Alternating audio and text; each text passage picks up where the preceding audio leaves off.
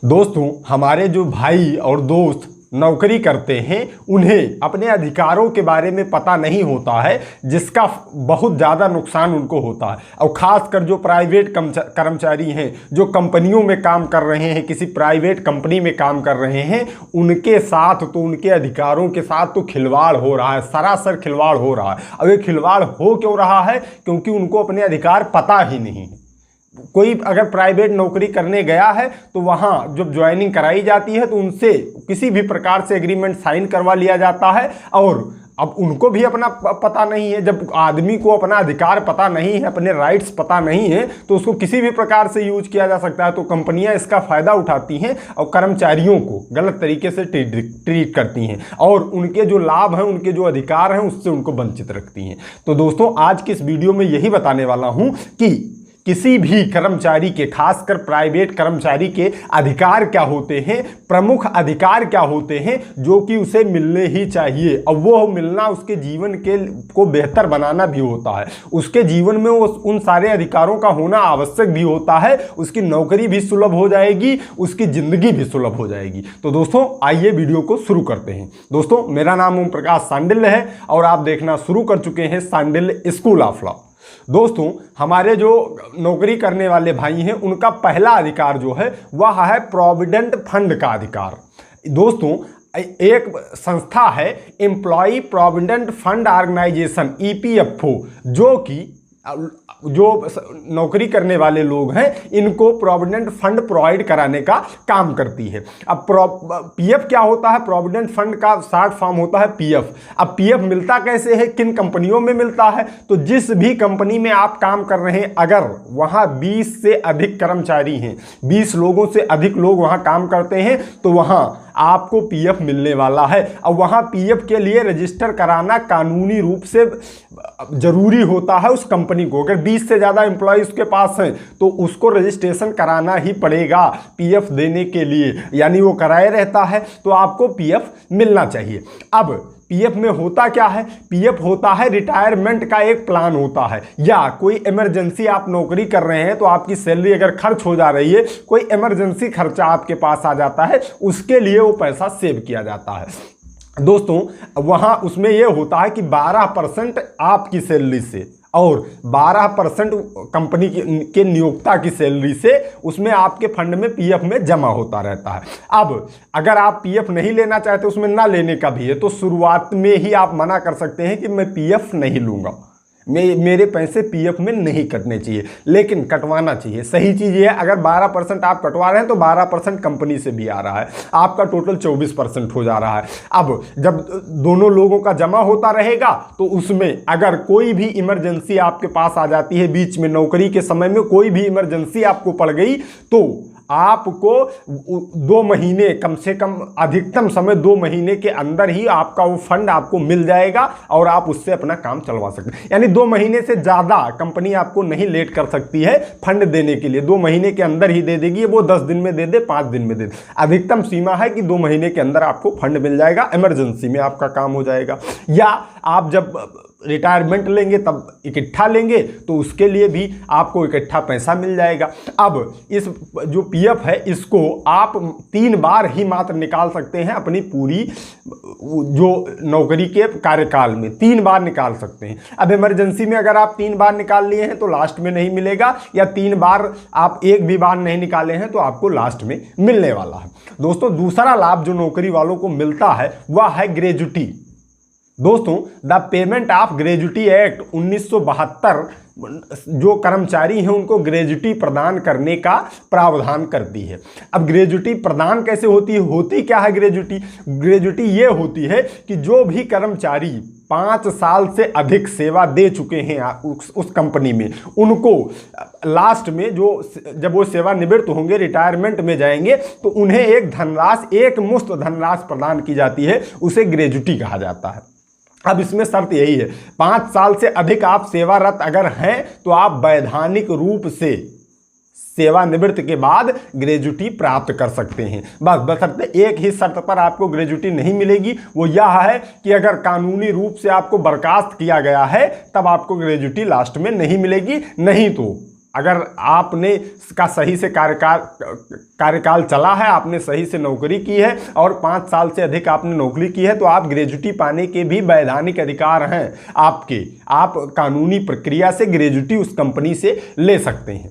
दोस्तों, तीसरा और अगला अधिकार है टाइमली सैलरी, जो कि सबसे बड़ी समस्या होती है। दोस्तों, जब किसी भी प्राइवेट कंपनी में लोग काम करने जाते हैं तो सब कंपनियां ऐसी नहीं हैं, लेकिन कुछ कंपनियां ऐसी हैं जो कि समय से उनको सैलरी नहीं देती हैं लोगों को। कहीं 2-2 महीने की सैलरी फंसी है, कहीं 5 महीने की सैलरी फंसी है, कहीं 6 महीने की सैलरी फंसी है। तो उसके लिए भी आपके राइट हैं। वो राइट यह है कि संविधान के अनुच्छेद 39D में समान कार्य और समान वेतन का प्रावधान दिया गया है। इसके बाद पारिश्रमिक अधिनियम, मजदूरी भुगतान अधिनियम के सभी जो अधिनियम हैं वो प्रावधान करते हैं कि आपको टाइमली सैलरी दी जाए। अब चलिए प्रावधान अधिनियम करते हैं। पारिश्रमिक अधिनियम प्रावधान करता है कि आपको टाइमली सैलरी दिया जाए। मजदूरी भुगतान अधिनियम ये कहता है कि आपको टाइमली सैलरी दिया जाए। अब अगर टाइमली सैलरी आपको नहीं मिलती है, कंपनी आपको टाइमली सैलरी नहीं देती है, तब आप अपने भी जो भी नज़दीकी जिला कार्यालय होगा वहाँ के श्रम आयुक्त से आप मिल सकते हैं। श्रम आयुक्त को आप एक अपना एप्लीकेशन दीजिए कि ये कंपनी फलाना कंपनी हमें टाइमली सैलरी नहीं दे रही है। अधिकतर केसों में ये होता है कि अगर जैसे उनके पास वहाँ से जाएगी नोटिस तो वो तुरंत आपको सैलरी दे देते हैं। इसके बाद दोस्तों अगला जो राइट होता है वह होता है ओवर टाइम का राइट। अब ओवर टाइम का राइट क्या होता है? कारखाना अधिनियम के अंतर्गत किसी भी जो व्यक्ति कर्मचारी काम कर रहा है वह जहां काम कर रहा है वहां बुनियादी सुविधाएं हों, स्वच्छ व सुरक्षित कार्यस्थल हो, इसका उसका अधिकार है। ये कारखाना अधिनियम कहता है। जैसे जिस भी कंपनी में आप काम कर रहे हैं वहां बुनियादी सुविधाएं होनी चाहिए, पानी पीने की व्यवस्था, टॉयलेट की व्यवस्था इत्यादि सारी व्यवस्थाएं होनी चाहिए। दूसरा, वह स्वच्छ होना चाहिए, सुरक्षित होना चाहिए। यह आपका अधिकार है। अगर ये नहीं है तो आप कंपनी से अधिकार सभी एम्प्लॉय लोग मिलकर प्राप्त कर सकते हैं। अब बात ओवर टाइम वाली करते हैं। ओवर टाइम में यह होता है कि प्रतिदिन 9 घंटे काम करने का आपका प्रावधान है। किसी भी अगर वहां कंपनी में आप काम कर रहे हैं, किसी भी जगह पर काम कर रहे हैं, तो 9 घंटे आपको काम करना है प्रतिदिन। अब अगर 9 घंटे से आप अधिक काम करना चाहते हैं या 9 घंटे या सप्ताह में 48 आवर, अगर इससे आप अधिक काम करना चाहते हैं तो इसके बाद जितने घंटे आप अधिक करेंगे उतनी आपको सैलरी का डबल पैसा दिया जाना चाहिए। यह आपका अधिकार होता है। यह आप कंपनी से ले सकते हैं, अधिकार ले सकते हैं कि अगर हमने 9 घंटे से ऊपर जितना भी काम किया है उसकी हमें डबल सैलरी दीजिए। और डबल सैलरी देने का आप प्रावधान भी है और आपको मिलेगा भी, बशर्ते आप अपने अधिकारों को जानिए। अधिकारों को, आपके अधिकारों कानूनों को बताने के लिए ही ये YouTube चैनल बनाया गया है। जब आप लोग अनजान होते हैं तो किसी भी प्रकार का आपको एग्रीमेंट साइन कर दिया, कहीं भी नौकरी लग गए, बस इतने है, सैलरी मिल रही है, चलिए लेट भी होगा कोई दिक्कत। आप अपने अधिकारों को जानिए, तभी आपको आपका अधिकार मिल पाएगा।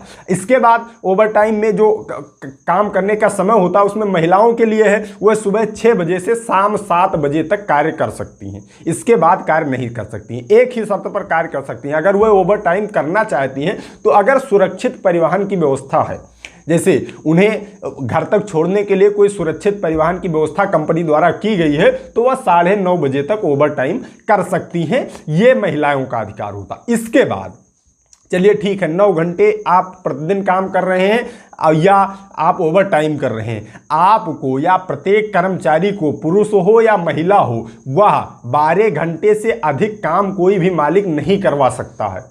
ये उसका कानूनी राइट होता है। 12 घंटे से अधिक आपको काम नहीं करवा पाएगा और उसी काम के समय आधा घंटा आपको छुट्टी लेने का भी अधिकार है। आधा घंटे लंच के टाइम का भी आपको अधिकार है। कितनी भी 8 घंटे काम कर रहे हैं फिर भी आधा घंटा, 12 घंटे काम कर रहे हैं फिर भी आप आधा घंटे बीच में अवकाश ले सकते हैं। ये आपका राइट होता है दोस्तों। अब दोस्तों आइए बात करते हैं 5वें राइट के बारे में और आखिरी अधिकार के बारे में, आपकी राइट टू लीव, छुट्टी का अधिकार।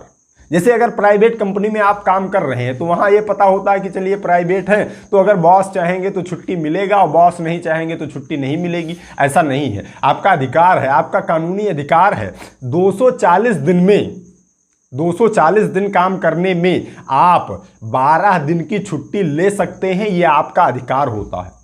अगर आप 240 दिन काम कर चुके हैं तो 12 दिन छुट्टी पाना यह आपका अधिकार है, यह आपका कानूनी अधिकार है, यह आप कंपनी से ले सकते हैं। अब अगर कोई वयस्क व्यक्ति है यानी कि उसकी उम्र थोड़ी ज़्यादा है तब वह 20 दिन की छुट्टी ले सकता है दोस्तों।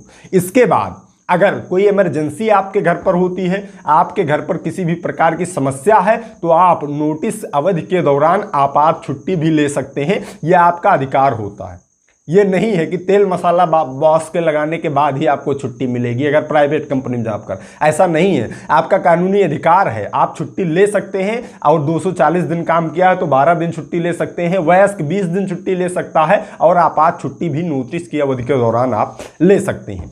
दोस्तों, ये थे 5 महत्वपूर्ण अधिकार जिसे हर एम्प्लॉय को जानना चाहिए और हर एम्प्लॉय को मिलना भी चाहिए। तो दोस्तों, अगर आप नौकरी कर रहे हैं तो आप इन 5 सुविधाओं का लाभ उठाइए। अगर आप नौकरी नहीं कर रहे हैं तो जो व्यक्ति नौकरी कर रहा है उस तक ये वीडियो पहुंचाइए, उसको भी पता होना चाहिए। आप अपने राइट्स जब जानेंगे, आपको अपने राइट्स पता होंगे, आपको अपने अधिकार पता होंगे, तभी आप अधिकार का दावा कर सकते हैं, तभी आपको मिल सकता है। नहीं रोना रोते रहेंगे, कुछ भी आपको हाथ नहीं आने वाला है, ये मान लीजिए। अगला जो एक सबसे महत्वपूर्ण था वो मैंने इसलिए छोड़ दिया है, उसकी जो मैटरनिटी बेनिफिट एक्ट होता है, गर्भवती महिलाओं के काम करने का अधिकार, उस पर मैंने एक वीडियो बना दी है, उसकी लिंक आपको डिस्क्रिप्शन में मिल जाएगी, उसे भी देख सकते हैं। अगर गर्भवती महिलाओं को कौन कौन से अधिकार प्राप्त होते हैं वो इसी वीडियो में कवर करने वाला था, लेकिन उसकी एक वीडियो बन गई है, आप लोगों को डिस्क्रिप्शन में लिंक मिल जाएगी, उस पर जाकर आप लोग विजिट कर सकते हैं। तो दोस्तों, आज का उद्देश्य ये था कि जो भी हमारे भाई हैं जो प्राइवेट काम कर रहे हैं, प्राइवेट नौकरी कर रहे हैं, उनको उनके अधिकारों के बारे में बताया जाए।